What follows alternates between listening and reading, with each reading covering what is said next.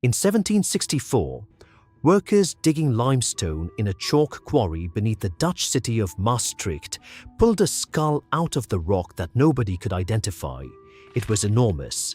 The teeth were unlike anything in any known ocean, strongly ridged, arranged in 2 rows, built into a jaw that could open wider than almost anything alive at the time. Nobody agreed on what it was. A military surgeon named Hoffman acquired the bones. Naturalists across Europe wrote papers arguing about it. The French Revolutionary Army, when they besieged Maastricht in 1794, issued a standing order before the assault not to shell the building where the skull was kept. When the city fell, soldiers carried it out and took it to Paris. It eventually landed in the hands of a young anatomist named Georges Cuvier, who studied it and published a conclusion in 1808 that changed the scientific world permanently. The animal was extinct. It was gone.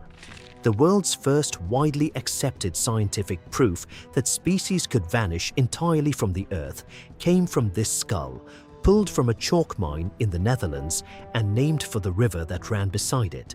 This is the story of Mosasaurus and what it was capable of before the ocean lost it. Before Cuvier examined the Maastricht skull, the dominant scientific view was that extinction was impossible. God had made every species, and every species still existed somewhere, perhaps in unexplored oceans or remote corners of the world. The skull challenged that directly. Cuvier compared it methodically to every known living animal, working through crocodiles, whales, large marine lizards, and extinct animals that had turned up in other fossil deposits across Europe. Nothing matched.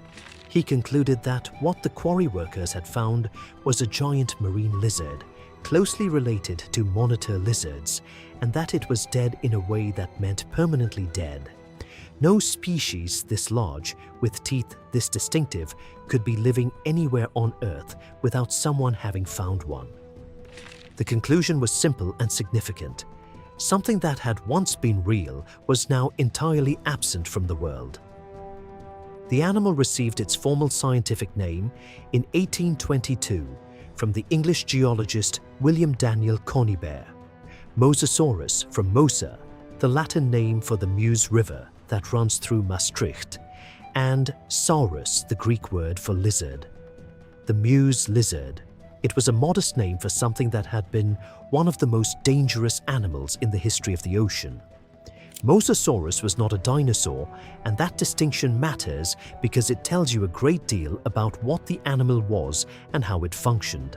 The dinosaurs were a specific evolutionary lineage that dominated the land during the Mesozoic, and their extinction at the end of the Cretaceous period 66 million years ago happened alongside Mosasaurus without any close biological relationship between them. Mosasaurus belonged to a completely different branch of the reptile family tree. It was a squamate, the same broad group that includes all modern lizards and snakes. Its closest living relatives are monitor lizards, the kind you find in Africa and Asia today, and more distantly, snakes. Some evolutionary analyses have suggested that the genetic distance between mosasaurs and snakes is smaller than the physical differences would imply, and that the two groups may share a more recent common ancestor than had previously been assumed.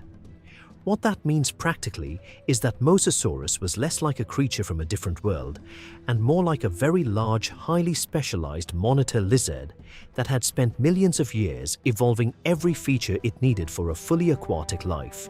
Mosasaurus hoffmanni, the largest known species, the one that included the Maastricht skull, could reach 17 to 18 meters in length.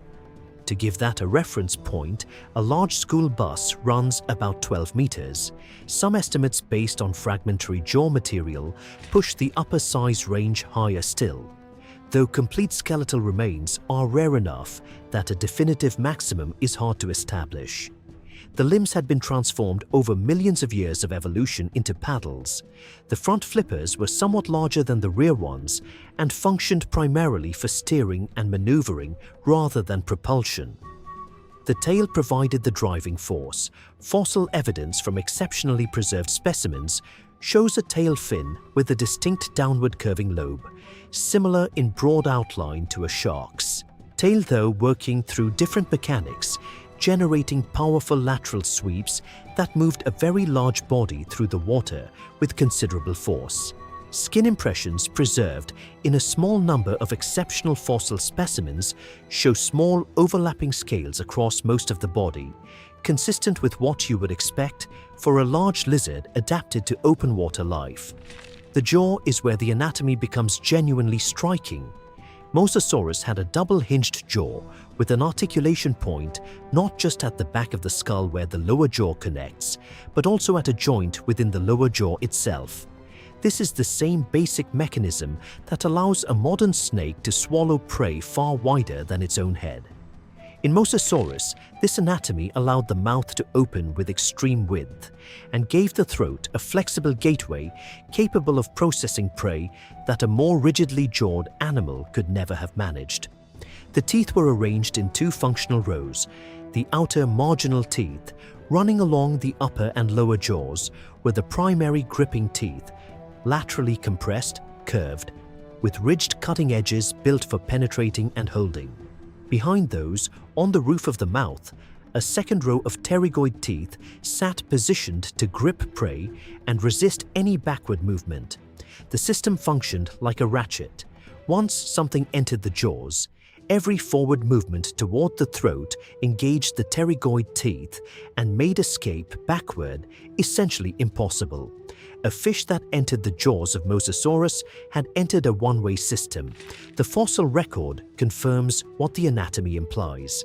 Ammonites, the coiled shell relatives of the modern nautilus that existed in enormous numbers in Cretaceous seas, have been found with bite marks matching Mosasaurus teeth, some bearing the dual impression of both tooth rows that confirms the double bite mechanism working exactly as the anatomy suggests. Shark vertebrae from Kansas deposits carry Mosasaurus bite marks. The bones of other mosasaurs have been found with punctures and crushing damage consistent with predation by larger members of the same family. A Tylosaurus specimen, a large close relative of Mosasaurus recovered from the Pierre Shale in Kansas, was found with preserved stomach contents that included the bones of a diving bird, the remains of a small shark, and the partial skeleton of another mosasaur. Whatever occupied the ocean alongside Mosasaurus was not automatically safe from it because of its own size or its own predatory capability. The late Cretaceous ocean that Mosasaurus dominated was not the relatively bounded and quiet sea of today. Cretaceous sea levels were dramatically higher than modern levels, and much of what is now dry land was covered by shallow inland seas. The Western Interior Seaway, a body of water stretching the full length of what is now North America from the Gulf of Mexico to the Arctic Ocean, divided the continent into two separate land masses for millions of years.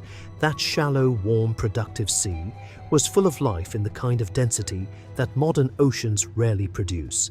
Fish in enormous variety, ammonites in numbers almost impossible to picture, marine birds diving for fish, long-necked plesiosaurs, and at the very top, mosasaurs.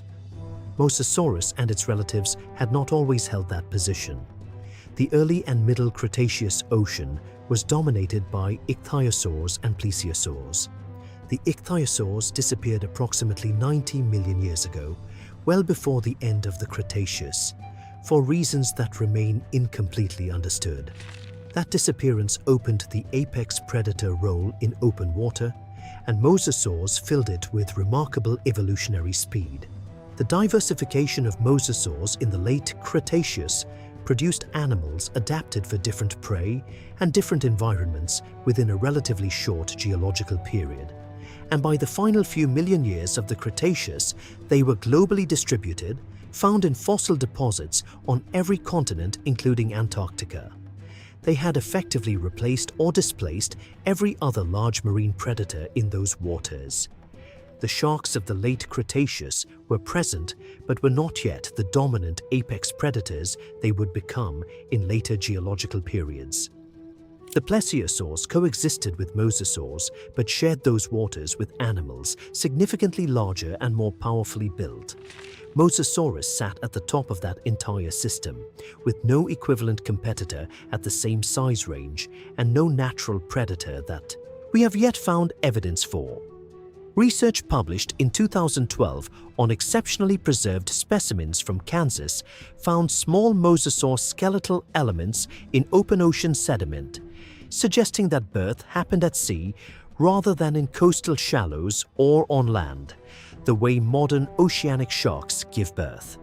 This meant Mosasaurus spent its entire life cycle in open water, with no biological connection to land at all. The group of ancestral lizards that had first entered the water during the Middle Cretaceous had, within a relatively short evolutionary period, produced animals with no remaining dependence on land for any phase of their existence. Mosasaurus was not failing when it disappeared. The fossil record shows no long decline in the millions of years before the end, no reduction in diversity, no contraction of range. What happened 66 million years ago was the Chicxulub impact, a bolide roughly 10 kilometers across that struck the Yucatan Peninsula in Mexico with an energy release estimated at roughly 1 billion times the force of the atomic bombs dropped on Japan in 1945. The immediate effects were global and catastrophic. The longer-term consequence was the collapse of photosynthesis across the planet, as ejecta and debris blocked sunlight for months or possibly years. That shutdown traveled down through every layer of the food chain. The phytoplankton that formed the base of the marine food web died in enormous numbers. The animals that fed on them died. The chain collapsed upward through every level until there was nothing left to sustain a 17-meter apex predator in the quantity required to keep a global population alive. Mosasaurus did not lose a competition to a better adapted animal. The ocean it was built for ended from the outside, from a single event with no biological precedent and no evolutionary response available. The same extinction event killed the non-avian dinosaurs, the pterosaurs, and roughly 3/4 of all species on Earth. The ocean that formed on the other side of it was populated by survivors that had occupied marginal roles when Mosasaurus ruled, and by new lineages moving into spaces that were suddenly and permanently empty. The sharks diversified after the extinction in ways they had not while sharing the water with mosasaurs. The ancestors of whales were still small land-dwelling mammals in the early Paleocene, just beginning what would become a very long evolutionary journey toward the ocean that Mosasaurus had already fully conquered and then lost. The absence took millions of years to fill, and some researchers would argue it has never been fully replaced at the same scale. The skull in Paris is still there, in the collections of the Museum of Natural History, where Cuvier studied it in 1808. The quarry in Maastricht where it was found is a heritage site. The chalk beds that preserved the bones of Mosasaurus across Kansas and Alabama and New Zealand and Morocco and dozens of other locations still produce new specimens in good years, adding detail to an animal that the scientific world has been studying for over 200 years without fully exhausting what the fossil record still has to say about it. What we know so far is enough to understand that the late Cretaceous ocean was, by almost any measure, a more dangerous place than any ocean alive today. And the animal most responsible for that was a lizard, distantly related to the ones sunning themselves on rocks in your backyard, that learned to swim and spent 66 million years getting very good at it. If you made it to the end of this video, thank you. If you found it worth your time, please like it, share it, and subscribe to the channel. There are more stories like this one, animals that ruled their worlds and left behind enough bones for us to understand what that world actually looked like. We will see you in the next one.